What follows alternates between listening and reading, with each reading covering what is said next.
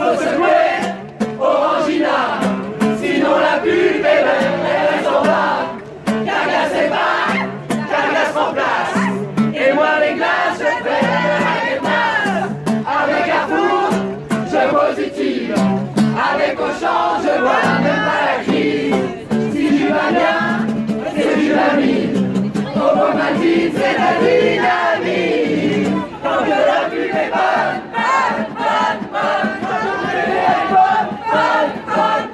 tant que la pub est bonne, et qu'elle guide mes pas, et qu'elle guide mes pas.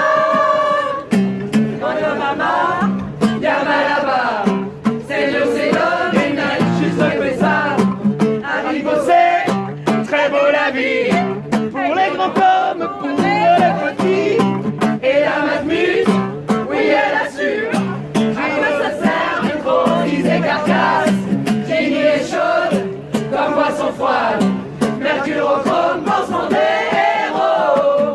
Tant que la pub est bonne, radio, télé, iPhone, tant que la pub est bonne, et qu'elle guide mes pas, et qu'elle guide mes pas, tant que la pub est bonne. Entre elle et moi, il y a les grands, qu'on continue d'appeler représentants. Ils parlent vite, ils parlent fort, mais leurs paroles creuses nous méprisent. L'urgence socio-bioclimatique passe après leur argent, tant que la féerie de la croissance éternelle sourit à leurs entreprises. Dans cette même société, l'ultra-consommation fait sa propagande. Et même lorsque nos pensées papillonnent, le voyage ramène à leurs offres marchandes. Ils nous matraquent à coups de pub, à coups de solde. Ils nous déconnectent de la réalité. Si bien que dans cette illusion d'idéal, on surconsomme sans s'arrêter.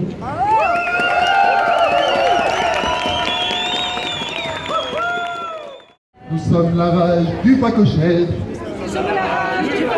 La colère de Laurent-Houtan. La colère de Laurent-Houtan. La carapace de la tortue. La carapace de la tortue. Et les défenses de l'éléphant. Et les défenses de l'éléphant. Gloire à toi, consommation. Gloire à toi, consommation. Gloire à notre musique. Gloire à notre musique. Amen ta thune. Amen ta thune.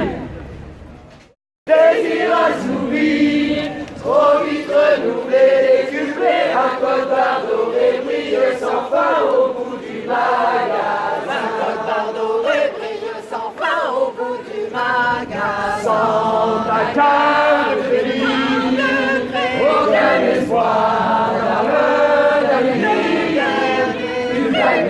aucun espoir d'avoir le Blackberry du dernier cri. Travail, consomme, épargne, obéis, travail, consomme, épargne et obéis, travail, consomme, épargne, obéis, travail, consomme, épargne et obéis.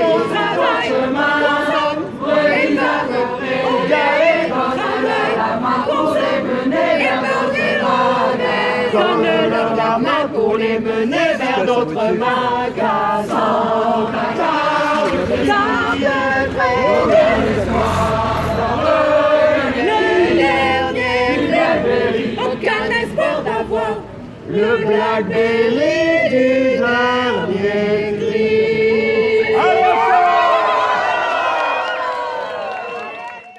Si l'on veut que l'écologie tape là où ça fait mal, elle devra cesser de tracer une ligne de séparation artificielle entre la surconsommation et la surproduction. Il n'y a rien d'autre derrière la surconsommation que la compulsion de croissance qui est inhérente au capitalisme.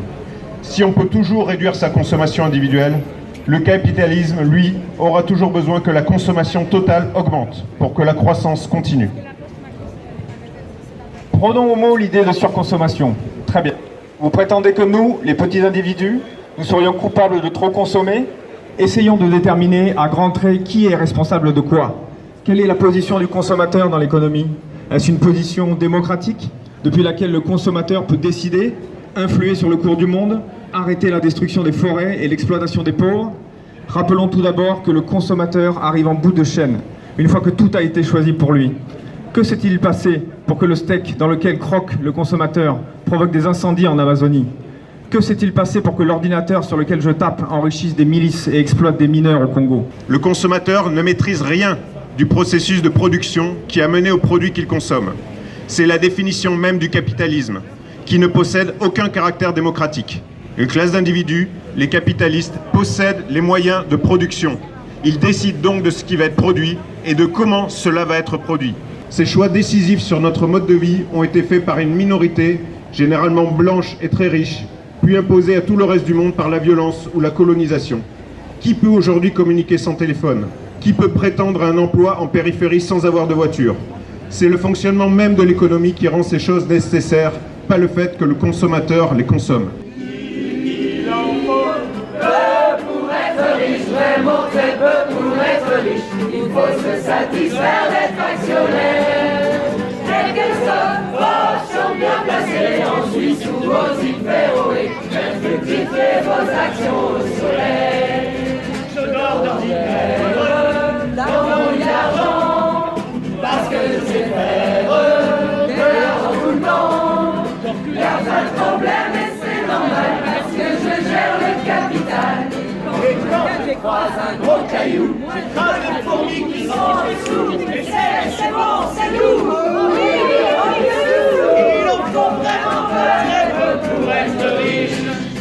Il en faut peu pour être riche, vraiment très peu pour être riche. Il faut se satisfaire d'être actionnaire. Quelques stocks, options bien placées en Suisse ou aux îles Féroé. Faites fructifier vos actions au soleil.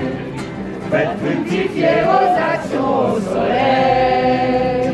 Faites fructifier vos actions au soleil.